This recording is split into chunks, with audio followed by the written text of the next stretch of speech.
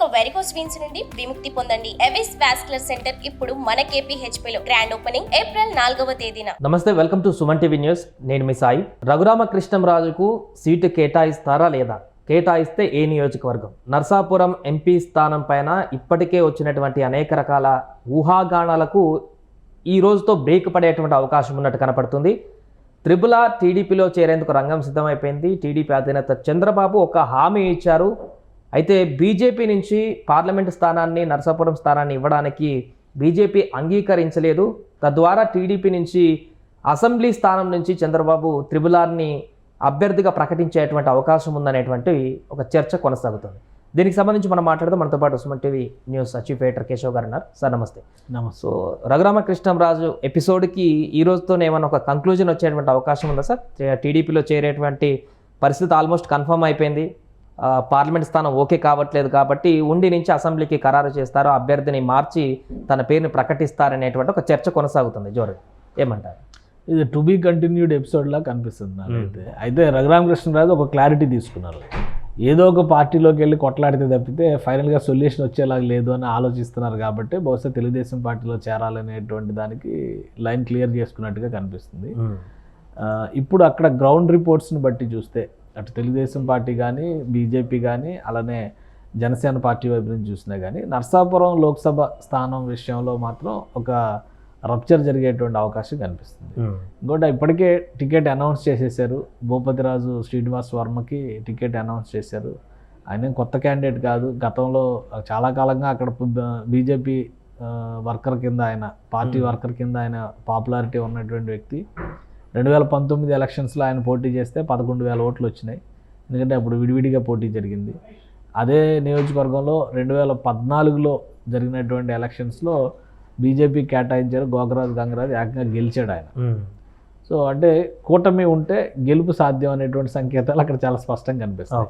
మళ్ళీ 2019లో అదే బీజేపీ ఒంటరిగా పోటీ చేసినప్పుడు మాజీ మంత్రి పైడికొండల మాణిక్యాలరావు అక్కడి నుంచి కంటెస్ట్ చేశారు. ఆయన 12,000 ఓట్లు సంపాదించాడు. ఈయన 12,000 ఓట్లు సంపాదిస్తే, శ్రీనివాస వర్మ 12,000 ఓట్లు సంపాదిస్తే, ఆయన దాదాపు 11,000 ఓట్లు 12,000 ఓట్లు ఆయనకంటే ఇంకొక 4 ఓట్లు తక్కువే సంపాదించారు. సో అంటే ఇండివిజువల్ ఇమేజ్ పరంగా చూస్తే కనుక శ్రీనివాస వర్మకి అక్కడ పర్వాలేదు అనిపించే ఇమేజ్ ఉందని మనం అర్థం చేసుకోవచ్చు. అంటే బీజేపీ కార్యకర్తల్లో ప్రజలు ఎంతవరకు యాక్సెప్ట్ చేస్తారనేది మళ్ళీ ఆలోచించాల్సినటువంటి అంశం అవుతుంది. సో ఇక రఘురామకృష్ణరాజు దగ్గరకు వస్తే ఏంటంటే గత 5 ఏళ్లుగా ఆయన కాన్స్టిట్యున్సీకి దూరంగా ఉన్నాయి కానీ ప్రజలకు మాత్రం దగ్గరగా ఉన్నాడు. ఏదో రకంగా మీడియాలో కనిపిస్తూనో, ఆయన చేస్తున్నటువంటి కొన్ని వీడియోల ద్వారానో, ఆయన మీద జరిగినటువంటి దాడుల వలన, ఆయన మీద పెట్టినటువంటి కేసుల వలన,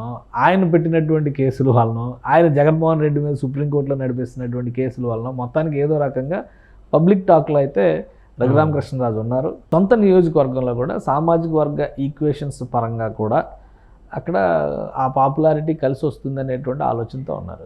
ప్లస్ రఘురామకృష్ణరాజు గారు 1కి 10 సార్లు ఈ సీటు నాదే అని ప్రచారం చేసుకోవడం వల్ల కూడా బహుశా జగన్మోహన్ రెడ్డి గారు ఈసారి ఆ సీటుని క్షత్రియ సామాజిక వర్గానికి కేటాయించాల. మనం ఒకసారి హిస్టరీ చూస్తే కనుక లాస్ట్ 30 ఇయర్స్లో ఏ పార్టీ ఉన్నా కానీ క్షత్రియ సామాజిక వర్గానికి ఆ సీట్ వచ్చింది.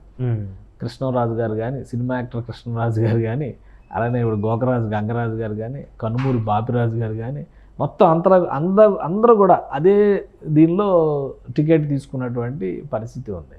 అలానే చాలా తక్కువ సందర్భాల్లో ఒక 2009 ఎలక్షన్స్ అప్పుడు కూడా టీడీపీ కాపు సామాజిక వర్గానికి టికెట్ కేటాయించింది. మళ్ళీ ప్రజారాజ్యం కాపు సామాజిక వర్గానికి టికెట్ కేటాయించింది. ఆ ఓట్ల చీలిక కూడా మళ్ళీ అప్పుడు ఉన్నటువంటి కనుమూరి బాపిరాజు గారికి కలిసి వచ్చింది. సో ఇట్లాగా ఎప్పటికప్పుడు ఒకసారి బహుశా అక్కడి నుంచి గెలుపొందినటువంటి వ్యక్తి కొత్తపల్లి సుబ్బారాయుడు ఎంపీగా ఒకసారి గెలుపొందినట్టు ఉన్నాడు కాపు సామాజిక వర్గం. మిగతా అంతా కూడా క్షత్రియ సామాజిక వర్గం డామినేషనే నడుస్తుంది. సో దీన్ని ఈసారి ఎలా అయినా బ్రేక్ చేయాలని బహుశా వైసీపీ అధినేత ఆలోచించినట్టున్నా. అందుకే ఆయన బీసీ వర్గాలకు టికెట్ కేటాయించారు. ఈసారి పోటీ చేస్తున్నటువంటి గూడూరు ఉమాబాల బీసీ సామాజిక వర్గం, మహిళ, పైగా పార్టీకి సంబంధించినందుకు జిల్లా వైఎస్ఆర్సీపీ అధ్యక్షురాలుగా కూడా ఆమె జనంలోకి వెళ్ళినటువంటి అనుభవం ఉంది. సో ఏం లేదు, ఇంకా అక్కడ జగన్మోహన్ రెడ్డి గారు ఫోటో పెట్టుకొని ఆమె వెళ్తారు అంతవరకే. సో అక్కడ వరకు క్లారిటీ చూస్తే కనుక ఇప్పుడు బీసీ వర్సెస్ క్షత్రియ అనేటువంటి ఈక్వేషన్ని జగన్మోహన్ రెడ్డి గారు రెడీ చేసి పెట్టారు. ఆ క్షత్రియ సామాజిక వర్గంలో కూడా బలమైనటువంటి వ్యక్తిగా లేదా బలమైనటువంటి ప్రతీకార దాడి చేస్తున్నటువంటి వ్యక్తిగా గుర్తింపు పొందినటువంటి రఘురామకృష్ణరాజు గారిని పక్కకి జరపడం అనేది ఒక రకంగా వైఫల్యం కింద చూడాల్సిన పరిస్థితి ఉంది. ఇప్పుడు ఆ స్పేస్ని శ్రీనివాస్ వర్మ భర్తీ చేయగలరా లేదా అనేది లోకల్గా ఉన్నటువంటి పబ్లిక్ టాక్, పబ్లిక్ పల్స్ని బట్టి చూస్తే అర్థమైపోతుంది. అందుకని సరిదిద్దుకునేటువంటి ఒక ప్రయత్నం తెలుగుదేశం పార్టీ చేస్తున్నట్టుగా కనిపిస్తుంది. అలానే పక్కనే ఉన్నటువంటి ఏలూరు లోక్సభ స్థానం విషయంలో కూడా తీవ్రమైనటువంటి ప్రతికూలత వస్తుంది.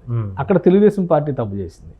ఏ విధంగా అంటే ఇప్పుడు కూటమిలో భాగంగా అది బీసీలకు టికెట్ ఇవ్వాలి అనేటువంటి ఒక ఒత్తిడి వాతావరణాన్ని జగన్మోహన్ రెడ్డి ఆల్రెడీ తెలుగుదేశం పైన రుద్దారు.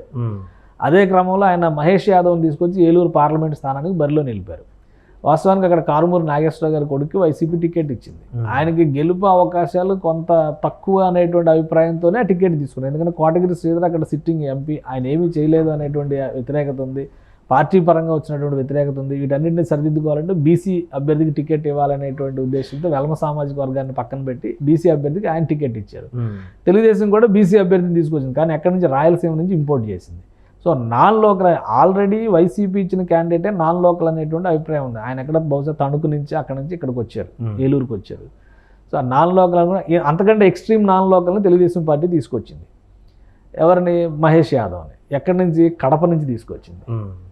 ఆయన యనమల రామకృష్ణ గారికి అల్లుడు కావచ్చు, ఇంకేమైనా కావచ్చు, కానీ ఆయన ఏలూరు వాళ్ళకైతే అల్లుడు కాదు కదా, ఏలూరు లోకల్ ప్రజలకైతే అల్లుడు కాదు కదా. ఇలాంటి ప్రతికూల పరిస్థితులు ఉన్నాయి కాబట్టి ఈ రెండు నియోజకవర్గాలు ఏలూరు కానీ ఈ నరసాపురం కానీ టీడీపీ బీజేపీ ఎక్స్చేంజ్ చేసుకుంటే ఈ రెండు స్థానాలను ఒక చర్చ వచ్చింది. కానీ ఎందుకు అది పులి స్టాప్ పడిపోయిందంటారు? అది 100% జరగాల్సినటువంటి పరిణామం. అది జరగకపోతే కనుక ఈ 2 సీట్లు తెలుగుదేశం అంటే కూటమి ఓడిపోయినట్టే లెక్క.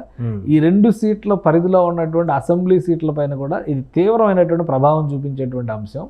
ఎందుకంటే అక్కడ నాన్ లోకల్ అనేటువంటి ఫ్యాక్టర్తో తెలుగుదేశం అభ్యర్థిని తిరస్కరించడానికి ఎక్కువ అవకాశాలు ఉన్నాయి. క్రాస్ ఓటింగ్ జరిగేటువంటి అవకాశాలు కూడా ఉండవు. సో అదే ఫ్యాక్టర్ని దృష్టిలో పెట్టుకుంటే చాలా చోట్ల వైసీపీకి అంతో ఎంతో ఎడ్జ్ తక్కువ ఉంది అనుకున్న చోట్ల కూడా వైసీపీ గెయిన్ చేయడానికి స్కోప్ ఎక్కువ ఏర్పడుతుంది. అలానే నరసాపురం పార్లమెంట్ స్థానం పరిధిలో కూడా రఘురామకృష్ణరాజు అయితే ఒక పెద్ద మనిషి తరహాలో కొంతమంది అసంతృప్తి, ఉదాహరణకి ఇప్పుడు ఉండి నియోజకవర్గం రఘురామకృష్ణరాజు గారికి ఇస్తారన్నారు. అదే ఉండి నియోజకవర్గంలో ఆల్రెడీ మంతిన రామరాజు రఘురామకృష్ణరాజు గారికి అత్యంత సన్నిహితుడు, ఆయన సిట్టింగ్ ఎమ్మెల్యే. సో ఆయనకి తెలుగుదేశం పార్టీ సీట్ ఇచ్చింది. ఆయన పక్కన పెట్టించి ఈయనకి టికెట్ ఇస్తే, ఒకవేళ ఈయన కనుక నామినేషన్ వేస్తే రఘురామకృష్ణరాజు ఇప్పుడు ఎవరైతే రెబల్గా కలవపూడి శివ గతంలో నరసాపురం ఎంపీగా రఘురామకృష్ణరాజు గారు పోటీ చేసినప్పుడు తెలుగుదేశం పార్టీ అభ్యర్థిగా ఆయన కంటెస్ట్ చేశాడు 2019 ఎలక్షన్స్లో. అయినప్పటికీ కూడా వీళ్ళ మధ్య సంబంధ బాంధవ్యాలు ఉన్నాయి. సో రఘురామకృష్ణరాజు ఉండి ఎమ్మెల్యేగా కంటెస్ట్ చేస్తే కలవపూడి శివ కూడా వెనక్కి తగ్గే అవకాశాలు ఉన్నాయి. అదే రఘురామకృష్ణరాజు నరసాపురం ఎంపీ క్యాండిడేట్గా కనుక బరిలో దిగితే వీళ్ళందరినీ సర్దుబాటు చేసుకునేటువంటి కెపాసిటీ ఆయనకు ఉంటుంది. సో ఇది దృష్టిలో పెట్టుకునే స్థానికంగా ఉన్నటువంటి ఎమ్మెల్యే అభ్యర్థులు కూడా చాలామంది టీడీపీ నుంచి ఒత్తిడి చేస్తున్నటువంటి పరిస్థితి ఉంది. అలానే ఏలూరులో జరిగినటువంటి తప్పిదం ఏంటంటే, ఏలూరులో ఒకవేళ తపనా చౌదరి చాలా కాలంగా బీజేపీ తరఫున చాలా వర్క్ చేశారు అక్కడ అనేటువంటి అభిప్రాయం, ఆయనకే ఆ సీట్ ఇస్తారనేటువంటి ఉంది. తపనా చౌదరి టికెట్ తప్పించడం వలన వైసీపీ నెత్తిని పాలు పోసినట్టు అయింది అక్కడ. సో పైగా నాన్ లోకల్ని ఎక్కడో తెలుగుదేశం పార్టీ తీసుకొచ్చి పెట్టడం, ఈ మార్పులు చేర్పులు చేయకపోతే కనుక పశ్చిమ గోదావరి జిల్లా పూర్తిగా వాషౌట్ అయ్యేటువంటి ప్రమాదం. ఒకవేళ ఉండి స్థానానికి త్రిపులార్ అభ్యర్థిత్వం ఖరారైతే ఉండితో పాటుగా నరసాపురం నియోజకవర్గంలో ఉన్నటువంటి పరిధిలో ఉన్నటువంటి అన్ని అసెంబ్లీ స్థానాలకి కొంత పట్టు వచ్చినట్టు ఉండదా? అసెంబ్లీ స్థానంలో పోటీ చేయడం వేరు, లోక్సభ స్థానంలో అంటే ఇక్కడ సుజనా చౌదరి మానిటరింగ్ చేస్తున్నట్టే విజయవాడ వెస్ట్ లో పక్క స్థానాలకు. సో ఇక్కడ కూడా ఉండి నుంచి మిగతా అన్ని స్థానాలకు మానిటరింగ్ చేసేటువంటి సుజనా చౌదరి వచ్చిన ఈక్వేషన్ ఏంటంటే అక్కడ MP candidate versus Sujana Chowdary అవుతుంది. అక్కడ కేసీనేని నాని ఆల్రెడీ ఆయన ఒక బలమైన ఆ సామాజిక వర్గం నుంచి బలమైన నాయకుడిగా తనకు తాను ఒక ఇమేజ్ క్రియేట్ చేసుకొని, మా తమ్ముడే ఉంది పిల్లాడు నేను గెలుస్తాను అనేటువంటి హోంకారాన్ని కేసీనేని నాని అక్కడ వ్యక్తపరుస్తున్నాడు. ఇప్పుడు పిల్లాడు అనుకున్నటువంటి వాళ్ళ తమ్ముడికి అండగా ఒక పెద్దాడు వచ్చాడు అనేటువంటి అభిప్రాయం ఉంది అక్కడ. సో అక్కడ కాంట్రాస్ట్ ఏంటంటే ఒకే సామాజిక వర్గం ప్లస్ ఒక ఎమ్మెల్యే కంటెస్టెంట్ అయినప్పటికీ కూడా ఆ కేంద్ర మంత్రిగా గతంలో తెలుగుదేశం పార్టీలో చక్రం తిప్పినటువంటి వ్యక్తిగా ఈ పరిచయాలు, ఈ సంబంధ బాంధవ్యాలు ఇవన్నీ కూడా కేసీనేని చిన్నికి కూడా కలిసి వచ్చేటువంటి అవకాశం ఉంటుంది. ఎప్పటివరకు చిన్ని ఒంటరివాడు అంటే మిగతా వాళ్ళు ఎంతమంది సమర్థించినా కానీ, గద్దె రామ్మోహన్ రావు లాంటి వాళ్ళు, దేవినేని ఉమామహేశ్వరరావు లాంటి వాళ్ళు అండగా నిలిచినా కానీ వాళ్ళ స్థాయి సరిపోలేదు. సుజనా చౌదరి ఎంటర్ అయిన తర్వాత కేసినేని నాని కూడా భయపడేటువంటి వాతావరణం అక్కడ వచ్చింది. అందుకని అక్కడ ఒక కాన్ఫ్లిక్ట్ నడుస్తుంది. ఒకవేళ వెస్ట్ సీట్లో జనసేన పార్టీకి కనుక ఇచ్చి ఉంటే కనుక ఆ ప్రభావం వెస్ట్ సీటుకు మాత్రమే పరిమితం అయ్యేది. ఇప్పుడు మొత్తం లోక్సభ పరిధిలో ఉన్న 7 నియోజకవర్గాలపైన ప్రభావం చూపించేటువంటి పరిస్థితి ఉంది. సేమ్ అదే మ్యాజిక్ రఘురామకృష్ణరాజుని కనుక నరసాపురం ఎంపీ క్యాండిడేట్గా అనౌన్స్ చేస్తే 7 నియోజకవర్గాలపైన ప్రభావం చూపించేటువంటి అవకాశం. కేవలం ఉండి నియోజకవర్గానికి పరిమితం చేస్తే కనుక ఆయన స్థాయి అక్కడికే పరిమితం అవుతుంది. ఉండి నియోజకవర్గంలో ఉన్నటువంటి రెబల్ క్యాండిడేట్గా ఉన్న కలువపూడి శివను కలుపుకొని వెళ్ళడం వరకు మాత్రమే పరిమితం అవుతుంది. కానీ ఆ ఓట్ ట్రాన్స్ఫర్ అనేది మిగతా నియోజకవర్గాల్లో జరిగే అవకాశం చాలా తక్కువగా ఉంది. అలాగే తపనా చౌదరికి ఉన్నటువంటి ఇమేజ్ కారణంగా అక్కడ ఏలూరు లోక్సభ ఎంపీ ఎవరైతే ఉన్నారో ఆయన ఫెయిల్ అయ్యారనేటువంటి విషయాన్ని చూసిన తర్వాత ప్రధానమైన ప్రత్యామ్నాయంగా తపనా చౌదరిని అక్కడ ఉన్నటువంటి పబ్లిక్ కూడా ఐడెంటిఫై చేసింది. ఇప్పుడు అలాంటి వ్యక్తికి మీరు సీటు నిరాకరించడం, ఇంకొక వ్యక్తిని మరీ ఎక్స్ట్రీమ్ నాన్ లోకల్ క్యాండిడేట్ని తీసుకొచ్చి అక్కడ పెట్టడం వల్ల ఎవరైతే నిన్నటి వరకు నాన్ లోకల్ అనుకున్నారో అతనే మెరుగైన అభ్యర్థిగా కనిపిస్తున్నారు. అంటే వైసీపీకి అక్కడ కలిసి వచ్చేటువంటి అవకాశం ఉంది. ఈ ప్రభావం ఏంటి, మిగతా అది ఎంపీ క్యాండిడేట్కి సంబంధించి కాబట్టి మిగతా నియోజకవర్గాల మీద కూడా ఆ ప్రభావం పడుతుంది. అందుకనే సీటు బదలాయింపు అనేది ఒక బెస్ట్ ఆప్షన్ 2 పార్టీల మధ్య కూడా.